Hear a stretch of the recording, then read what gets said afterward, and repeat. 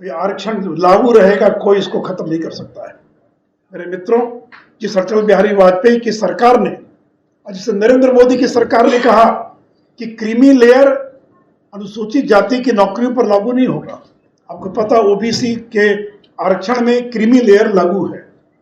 अभी तो एक बड़ा तबका अनुसूचित जाति का है जिसको नौकरी नहीं मिल पाई है। अगर उस पर क्रीमी लेयर लागू कर देंगे तब तो अभी भी सीटें खाली रह जाती है, तब तो सीटें भरी ही नहीं जाएंगी। इसलिए भारतीय जनता पार्टी अनुसूचित जाति के आरक्षण में क्रीमी लेयर के विरोध में, हम उसके पक्ष में नहीं है, हम प्रमोशन के पक्ष में हैं। केवल नौकरी के समय आरक्षण नहीं, बल्कि सेवा काल में प्रमोशन में भी अनुसूचित जाति जनजाति के लोगों को आरक्षण मिलना चाहिए, इसकी पक्षधर है भारतीय जनता पार्टी। और इसके लिए संविधान में जब संशोधन करने की आवश्यकता पड़ी तो श्री अटल बिहारी वाजपेयी ने, इस सरकार ने, और उसको संशोधित करने का काम किया था।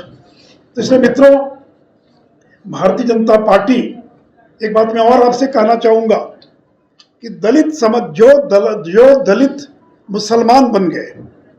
क्यों बन गए मुसलमान? क्योंकि समाज के अंदर जाति के नाम पर भेदभाव था, तो बड़ी संख्या में लोग मुसलमान बन गए, ईसाई बन गए, और उनको यह कहा गया कि अगर आप मुसलमान बन जाओगे तो वहाँ किसी प्रकार का भेदभाव नहीं है, इस्लाम के अंदर जाति व्यवस्था नहीं है, इसलिए कोई भेदभाव नहीं है। कहा कि अगर ईसाई बन जाओगे, क्रिश्चियनिटी के अंदर कोई जाति पर भेदभाव आधारित भेदभाव नहीं है। और अब वो कहते हैं कि हमको भी दलित का आरक्षण मिलना चाहिए। भारतीय जनता पार्टी की सरकार ने सुप्रीम कोर्ट को यह स्पष्ट बता दिया है कि हम दलित, क्रिश्चियन और मुसलमानों के आरक्षण दिए जाने के पक्ष में नहीं है, हम उसके विरोध में हैं। आज भी आपने देखा होगा अखबारों के अंदर इस पर एक बड़ा समाचार निकला हुआ है। और मैं सुप्रीम कोर्ट से भी अपील और आग्रह करूंगा कि जो दलित, जो क्रिश्चियन बन गए, जो मुसलमान बन गए, और इसलिए बन गए कि वहां भेदभाव नहीं है, उनको किसी भी प्रकार के आरक्षण का लाभ नहीं मिलना चाहिए। और इससे मित्रों, हमें सलाई को जिस दूरी तक जाना होगा हम जाएंगे। और देखिए, बीजेपी को जब मौका लगा तो पहली बार जब राष्ट्रपति बनाने का मौका मिला तो किसको बनाया राष्ट्रपति? हम लोगों ने मुसलमान समाज से आने वाले कलाम साहब को राष्ट्रपति बनाया। दूसरी बार मौका मिला तो किसको बनाया? बिहार के राज्यपाल, जो पूर्व राज्यपाल रहे कोविंद साहब, जो दलित समाज से आते हैं, उनको हम लोगों ने राष्ट्रपति बनाया। और तीसरी बार मौका मिला तो हमने किसको राष्ट्रपति बनाया? तो आदिवासी समाज से आने वाली द्रौपदी मुर्मू को हम लोगों ने देश का राष्ट्रपति बनाया। मेरे मित्रों, अभी अजीत चौधरी जी बौद्ध धर्म क्यों ग्रहण किया उसका जिक्र कर रहे थे। मैं उस बात को दोहराऊंगा कि जब उन्होंने घोषणा कर दिया कि मैं हिंदू पैदा हुआ हूं लेकिन हिंदू नहीं मरूंगा, उसके बाद होड़ मच गई उनके धर्म परिवर्तन कराने की। निजाम हैदराबाद के आदमी ने मिलकर कहा अंबेडकर को कि 6 करोड़ रुपया देंगे, इस्लाम स्वीकार कर लो।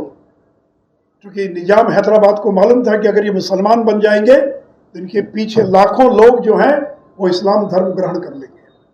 फिर जो ईसाई मिशनरी के लोग थे, चर्च के लोग, उनसे मिले, उनको प्रभावित करने का प्रयास किया और कहा कि आप ईसाई बन जाइए।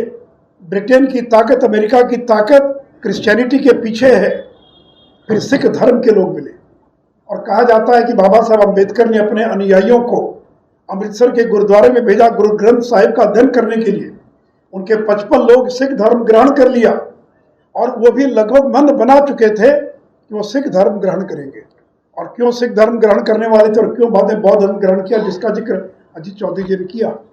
उन्होंने गांधी को एक बार आश्वासन दिया था कि गांधी जी, छुआछूत के मुद्दे पर आपका मेरा मतभेद हो सकता है, लेकिन समय आने पर मैं ऐसा रास्ता चुनूंगा जिससे हिंदू धर्म का कम से कम नुकसान हो। और इसलिए उन्होंने बौद्ध धर्म ग्रहण किया, जो हिंदू धर्म का एक हिस्सा है, एक अंग है। वो एक प्रकार का विद्रोह था, एक प्रकार की चेतावनी थी हिंदू समाज को कि सुधर जाओ। नहीं तो आज तो हमने बौद्ध धर्म ग्रहण किया है जो हिंदू धर्म का एक हिस्सा था। तो अंबेडकर को जो मौका लगा तो उन्होंने ईसाई और इस्लाम धर्म स्वीकार नहीं किया, क्योंकि मालूम था कि अगर ईसाई और इस्लाम धर्म स्वीकार कर लेंगे तो हम भारतीय संस्कृति से दूर चले जाएंगे, बाहर चले जाएंगे। और इसलिए देश को सबसे कम नुकसान हिंदू समाज को जिस चीज से होगा उस धर्म को उन्होंने ग्रहण किया, वो था बौद्ध धर्म। इसलिए मित्रों, उन्होंने और ये विजयदशमी के दिन 1956 में, और अंतिम अवस्था थी, काफ़ी बीमार आने लगे, और उस समय उन्होंने बौद्ध धर्म ग्रहण किया।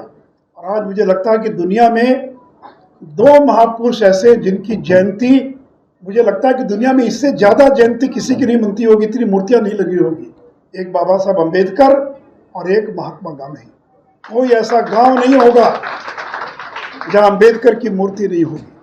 इसलिए मित्रों, ज़्यादा कुछ ना कहता हुआ मैं इस महापुरुष के चरणों में, जिसने बड़ी कठिनाई से